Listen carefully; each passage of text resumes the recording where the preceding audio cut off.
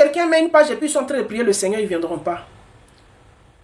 Si c'est une page ou un panel, il y a le conflit là, ils vont venir se remplir parce qu'ils adorent, ils se nourrissent. Il y en a qui se nourrissent de conflits. Il y en a, c'est le conflit qui est la nourriture de leur âme. C'est ça qui leur fait du bien. Quand ils voient les gens en conflit là, ils viennent regarder, puis ça leur donne le sommeil. Ils se sentent bien. C'est que ces personnes-là que tu as attirées. Mais ce n'est pas de bons followers pour ton activité. Ce n'est pas de bons followers pour ton activité. Maintenant que tu vois que quand tu ne tires pas sur la corde concernant le conflit qu'il y a entre toi et ta génitrice, et puis tu as envie de parler de ton travail, ces personnes-là ne viennent pas. Tu as constaté qu'il n'y a que le conflit qui les attire. Et toi, qui voulais te jouer les mentalistes, ou toi qui voulais te jouer les manipulatrices, tu es tombé dans ton propre piège. Aujourd'hui, tu es obligé de attirer que des conflits. Là où il ne doit pas avoir de conflits, tu vas chercher des conflits pour que les gens viennent de plus en plus sur ta page. Parce que tu as besoin de monde sur ta page. Tu as constaté que c'est quand tu fais les conflits que le monde vient. Et tu fais des conflits, tu n'arrêtes pas. Tu fais des conflits, tu n'arrêtes pas. Et tu es en train d'essayer de... Et puis tu es en train de te mettre dans les problèmes avec tout le monde. Tu es en train de te mettre dans les problèmes avec tout le monde. Et là même où tu ne dois pas te mettre en problème là. Tu es en train de te mettre en problème dedans. Nous, on ne te déteste pas. Moi, personnellement, je ne te déteste pas. Les problèmes de famille, il y en a plein. Il y en a même les mamans abandonnées au village. Hein.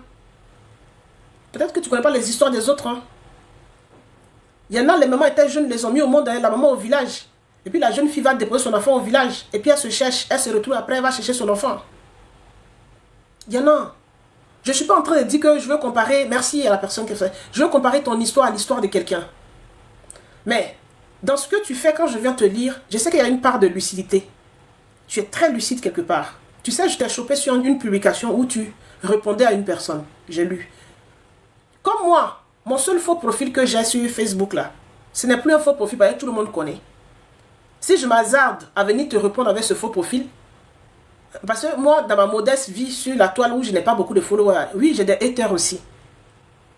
Les gens ont venu écrire mon vrai nom en bas pour dire que tu es venu répondre ici aussi, on t'a reconnu. Donc, je me suis abstenu d'écrire, de participer à la discussion. Tu parlais du déni de grossesse. Et dans le déni de grossesse, tu faisais allusion à ta génitrice. Qu'elle ne voulait pas te mettre dans ce que tu voulais faire comprendre dans le test. Qu'elle a regretté de t'avoir mis au monde. Elle n'avait pas envie de te mettre au monde. Elle allait faire l'amour, ne sachant pas qu'elle allait tomber enceinte. Elle aurait dû se protéger. Quand on n'a pas envie de faire un enfant, on se protège. Quand on fait un enfant, on assume. Que ta mère aurait eu un déni de grossesse. Que c'est une maladie psychologique. Et quand on sort de cette maladie, on doit suivre un traitement pour guérir. Et que, dans ce que j'ai compris dans ce que tu disais, et que ta mère n'aurait pas suivi de soins en psychiatrie, et qu'elle traîne ce mal-là depuis longtemps.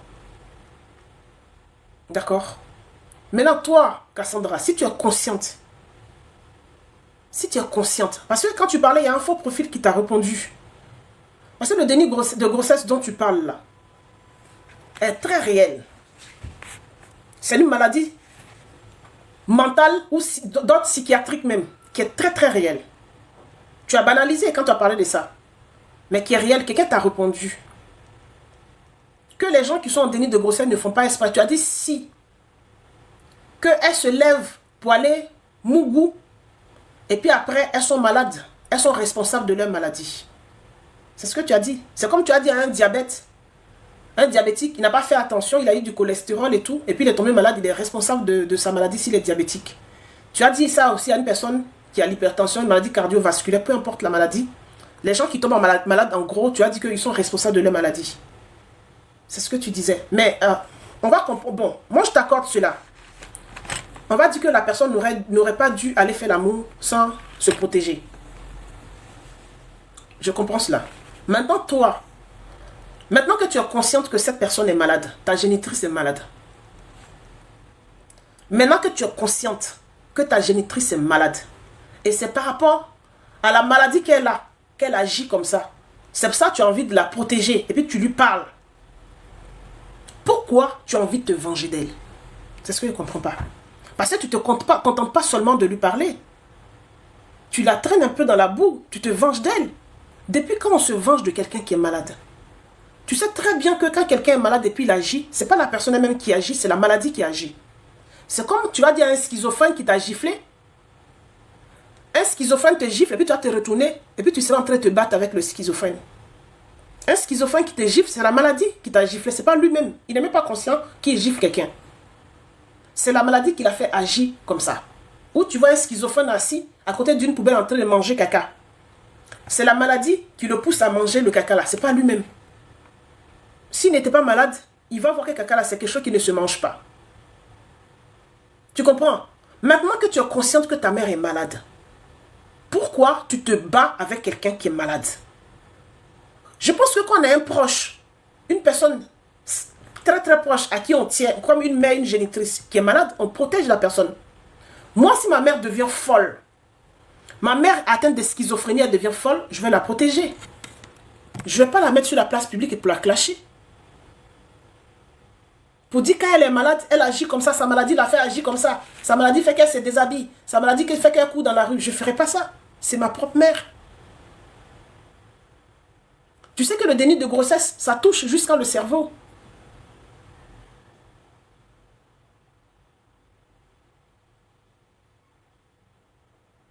Ça touche jusqu'à le cerveau. Maintenant, si tu es consciente que c'est cette maladie-là que ta mère a et qu'elle n'est pas guérie de ça, tu la combats pourquoi? Est-ce que tu peux combattre une maladie ou bien tu peux combattre un malade? Tu ne comprends pas. Parce qu'il faut qu'on se parle clair.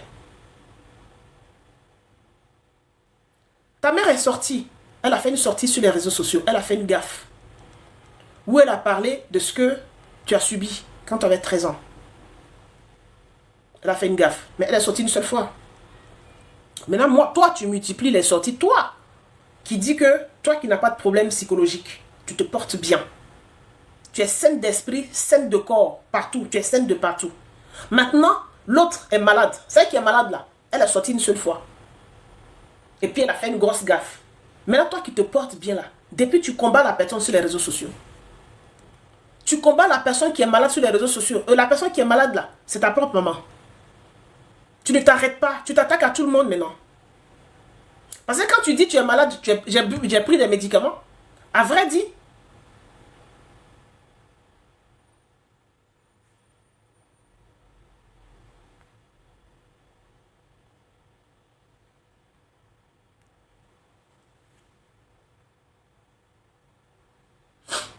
quand tu dis à chaque fois, je suis malade, je prends mes comprimés là, à vrai dire là, c'est de la manipulation que tu fais. Tu profites du fait que ta maman a dit, tu profites du fait que ta maman a dit que tu étais malade, tu devais te soigner. Pour dire que tu es malade, donc tu as profité pour insulter tout le monde.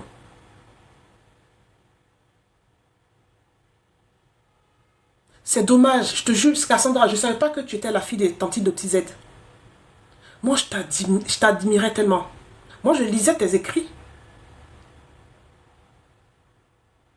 Moi, je te lisais. Moi, l'école m'a manqué. Je fais l'effort, hein. Je fais l'effort, je fais beaucoup de lectures. Je dis toujours aux gens que je suis autodidacte. Je me suis arrêté en troisième. Moi, les femmes intelligentes, je les aime. Moi, je t'ai aimé. Mais au jour d'aujourd'hui, ce que tu fais là, je suis un peu déçu. Au début, je suis sortie, c'est vrai.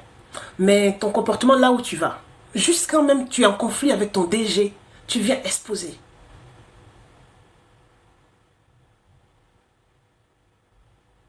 Tu vas aller jusqu'où? Tu as finalement envie de donner raison à ta mère et je ne comprends pas.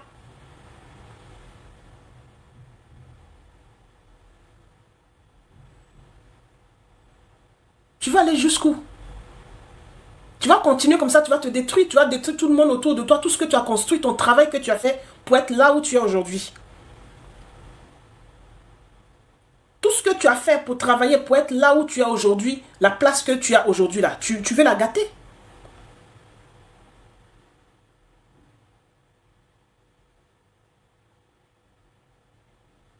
Un enfant a deux parents. Toi-même, tu dis que ton papa t'a beaucoup aimé. Tu n'avais pas de conflit avec ton papa, mais malheureusement, il est parti. Mais je pense qu'il y a la famille de ton papa qui est là. Il y a tes tantes, il y a tes oncles, il y a tes cousins. Ton côté paternel est bien présent, est là. Mais si du côté de ta maman, ça ne va pas, va souffler un peu dans les bras de ton côté paternel. Pourquoi forcément tu veux combattre ta maman? Si tu laisses ça à Dieu même là, ça fait quoi? C'est ta génitrice. Si tu laisses ça à Dieu, si ta génitrice est folle, elle est immature, que tu laisses à Dieu même, ça fait quoi?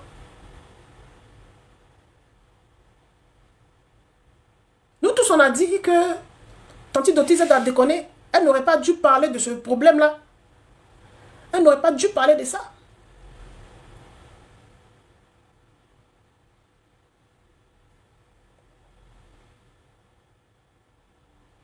Elle n'aurait pas dû parler de ça. Mais elle n'est plus revenue là-dessus. À 66 ans, si elle a envie de préparer son événement, elle dit ça fait 5 ans. Elle donne de l'argent dans les associations pour des enfants. Dans les orphelinats pour des enfants. Elle a un terrain. Elle ne sait pas quoi faire de ça. Je me dis qu'elle t'a déjà donné ta part. Elle a donné la part de son frère. Elle en a pour elle-même. Mais ce terrain, elle ne sait pas quoi faire de ça. Elle a envie de faire un centre aéré. Le centre aéré aussi, elle va le faire. Ce n'est pas qu'elle ne va pas gagner quelque chose dedans. Et que ses amis, ses anciens amis, toi-même tu connais son époque, tu connais ses anciens amis. Toi, juste ça même, l'autre fois j'ai vu, tu as mis tonton Feu Bala Keïta, qu'il était le gars de ta maman. Est-ce que tu as besoin de faire ça?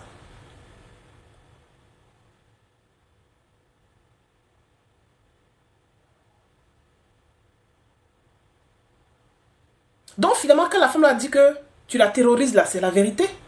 Regarde ce que tu fais, on a envie de te soutenir. Regarde ce que tu fais sur la toile. Elle dit en privé, tu la terrorises. Regarde devant nos yeux ce que tu fais. Il y a des gens qui ont envie de te soutenir, qui vont sur ta page, et puis finalement, ils ne te comprennent pas. Il y a des gens qui auront envie de... Tu es productif, qui auront envie de faire des affaires avec toi. Ils vont avoir peur de toi. Ton DG, avec qui tu es en contrat, et puis il a déjà fait une avance sur une affaire, sur une émission, vous avez commencé à produire. Tu es en train de lui dire que s'il ne vient pas s'excuser publiquement, parce que l'émission tu avais avec Yves Doro, il y a des séquences qui ont été coupées. Mais pour tout le monde qui passe, on coupe des séquences. Tu penses que l'émission de Yves Doro est en direct? Maman! Oui, mon amour. L'ordinateur ne marche pas aujourd'hui. Oui, je viens voir. J'arrive, j'arrive, je viens voir. Toutes les émissions qui passent en différé, on les fait. Et puis il y a des séquences, on enlève dedans qui ne conviennent pas. On enlève dedans et puis on pense ce qui convient. Tu dis, il y a des séquences on a coupées. Certainement, c'est des séquences où tu es en train de Bamougou vieille. Et puis, eux, ils n'ont pas voulu publier ça. Et ça te fait mal. Certainement, c'est des séquences où tu as été un peu dur avec ta vieille. Eux aussi, ils ont leur sensibilité. Dans ce cas, tu es déjà connu. Branche ta caméra et puis adresse-toi à ta maman devant ta propre caméra. C'est pas compliqué aussi, ça.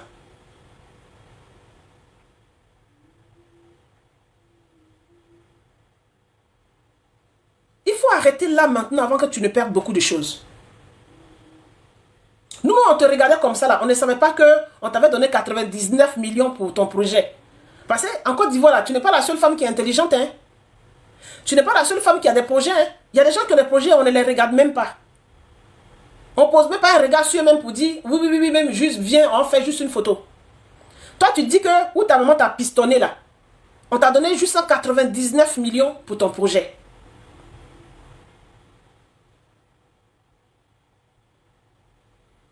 C'est toi qui es venu mettre les chiffres sur la toile. Hein? C'est pas papa est en train de casser. Est-ce que tu avais besoin de tout ça là? Les gens te regardent bizarrement aujourd'hui. Les gens se méfient de toi. Les gens se méfient de toi. Regarde ce que tu es en train de faire de ta propre vie. Tu as 2 garçons qui sont là. Tu as 2 enfants à éduquer. Tu as 2 enfants à éduquer que tu éduques seul en plus. De la manière ta maman t'a éduqué seul là. Tu éduques 2 garçons seuls. Finalement, tu n'as pas fait mieux que ta maman. La vie qu'elle est compliquée. Tu as un petit... Faut pas faire. Si tu pardonnes ta mère, ça fait quoi? Tu dis que tu as toujours eu un pagne pour la couvrir. Nous, on ne savait même pas que tu étais en conflit à ta maman. Je te jure, nous, on était là, on est papato. Mais on ne savait pas que tu étais en conflit à ta maman. Peut-être c'est dans vos milieux là-bas, là. Vous étiez au courant, mais tes amis n'ont pas fait sortir ça. Ils n'ont même pas fait sortir ça en cassement des papos.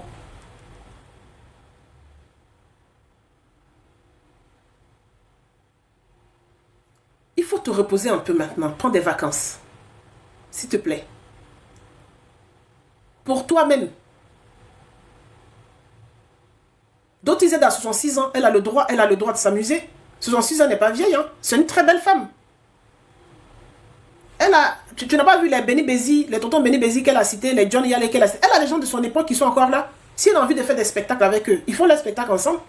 Entre vieux là-bas. Ça fait quoi? Ça dérange en quoi? Il y a des gens que la nostalgie de l'ancienne musique, hein, ils ont encore des fans, ceux-là. Ils ont encore leurs fans, hein. S'ils organisent leur petit spectacle, les gens vont venir encore. Mais toi, tu dis que quand ta main est sur scène, tu as honte. Je ne comprends pas. C'est quel genre de complexe qu'il y a en toi? Une femme de ta classe comme ça, tu peux garder du complexe en toi. Et il faut travailler ça. Jolie maman comme ça, tu as là. Il y en a qui cherchent ça. Et puis toi, tu as dit que toi, tu vois ta maman, tu as honte d'elle. C'est en caleçon, elle se met, c'est en diable, elle se met, ou bien c'est 5 mètres dehors, et puis tu vas avoir honte. Elle s'habille correctement.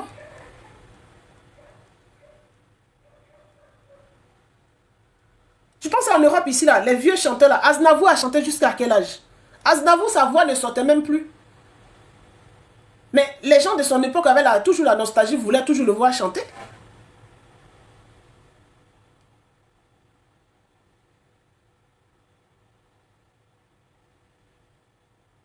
Quand tu vas faire les prestations en maison de retraite ou même dans les centres d'accueil de jour de personnes atteintes de Alzheimer, là, tu vas mettre les nouvelles chansons là, eux ils s'en fichent. Mais c'est les anciens là qui marchent avec eux. Donc les anciennes chansons là. Et puis il y a des spectacles qui s'organisent dans Paris. Tu es parisienne, tu sais. Où ils vont écouter les anciennes musiques. Les gens payent pour ça. Donc ça c'est les chansons de chez nous. Si Béni Bézi ou même ta maman, ou même tante Tina même. Tina elle aime parler comme vraie femme bêtée. Elle aime parler. Sinon sur leur groupe là, si elles sont en train de chanter leur truc tranquillement, sagement, même sur leur voix là, c'est pas au top. La musique d'avant là, pour arranger, c'était la guitare. C'est pas comme aujourd'hui, quand les jeunes avancent sur internet, ils ont IA. La musique, la voix est déjà arrangée en quelques secondes, tout est déjà top. Eux avant là, c'était l'instrument, vrai instrument ils utilisaient. Sinon, les jeunes d'aujourd'hui n'ont pas meilleure voix que ceux d'avant. Hein. Mais il suffit qu'ils mettent ça dans leur machine là, la voix devient jolie. On a qu'à leur demander de faire a cappella, c'est là leur vraie voix la sort. S'il te plaît, il faut arrêter maintenant. On dit si elle parle de toi, tu as venu déposer plainte. Il faut déposer plainte, il n'y a pas de problème. Mais il faut arrêter. Les gens que tu voulais poursuivre, là, moi je pensais que tu allais jusqu'au bout. C'est pour ça que j'ai dit Doti Z n'a qu'à aller jusqu'au bout de son spectacle. Parce que tu as dit que si elle fait son spectacle, les gens qui t'ont fait du mal, là, tu vas déposer plainte contre eux. Mais moi je voulais que tu déposes plainte contre ces personnes-là. Et c'est pas pourquoi tu les gardes secrets. Si ta maman ne veut pas le dire, toi tu es adulte aujourd'hui, tu as plus de 32 ans. Tu n'es plus une enfant pour qu'elle prenne les responsabilités. Elle parle à ta place. Si elle ne l'a pas fait quand tu étais petite, si c'est ça, tu lui reproches. Toi-même fais, rends-toi justice toi-même. Les personnes là sont là. Rédige tes plaintes, va, dépose plainte contre ces personnes-là. Pourquoi tu ne fais rien à ces personnes? Tu vas en vouloir à ta maman jusqu'à sa mort.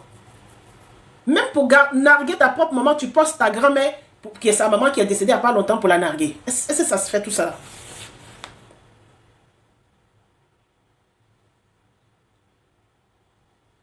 C'est parce que ton vieux n'est pas là qu'on ne peut pas se prononcer dessus. Sur un enfant, c'est deux personnes qui mettent un enfant au monde. Au moment où ta maman, tu estimais qu'elle se comportait mal envers toi là, eh bien, ton père devait t'assister aussi. Parce que lui aussi, on peut l'accuser de non-assister à la personne en danger. Tu étais mineur, tu te sentais en danger, mais ton père n'a pas levé un seul doigt. Lui, il pouvait prendre le relais. Si ta maman ne se portait pas bien, tu as dit que, d'après toi, tu as trouvé la maladie, tu as dit c'était déni de grossesse. Il y a des dénis de grossesse, les femmes qui accouchent, elles ne veulent pas voir leurs enfants. Mais il y a de la famille qui est là, qui prend le relais en attendant qu'elles acceptent de prendre leurs enfants. Ton vieux était là, il pouvait prendre le relais. Tu dis à 7 ans que tu dansais, mais ton vieux pouvait dire quelque chose, ça ne te plaisait pas, il pouvait dire, mais non, arrête de traîner ma fille partout, sur toutes les scènes, elle est fatiguée. À chaque fois, c'est les mamans qui prennent la responsabilité des enfants alors que les enfants se font en deux. C'est la maman qui doit avoir toutes les responsabilités. Alors que l'homme aussi est là. Je dis que ton papa était gentil. Il a dû faire sa part aussi. Fallait qu'il le fasse. Ou mais tu attends que ta vieille parte pour lui pardonner. C'est vraiment dommage. Nous, on est là, on a perdu nos mamans tôt. Quand on voit d'autres personnes avec le maman, là, comment on aurait envie, si on pouvait donner quelque chose pour qu'elles reviennent. Pour partager juste un petit moment avec. Pardon, il faut te ressaisir. Je ne sais pas si c'est le cœur des amis là qui est dans toi. Mais sinon, chez nous, les bêtés, on ne déteste pas un moment comme ça. Hein. Chez nous, les bêtés là, on ne déteste pas un moment comme ça. Ce n'est pas toutes les mamans qui sont sages. Mais nous, les enfants, on pardonne aux parents. Les parents africains, beaucoup de parents africains sont comme ça. Ils font les enfants et puis pensent à leur propre vie. Ça a toujours été comme ça. C'est l'enfant qui s'en sort, qui se débrouille pour venir en retour s'occuper des parents encore. Nous tous, on a vécu tout ça là. Moi, j'ai commencé à travailler à 19 ans.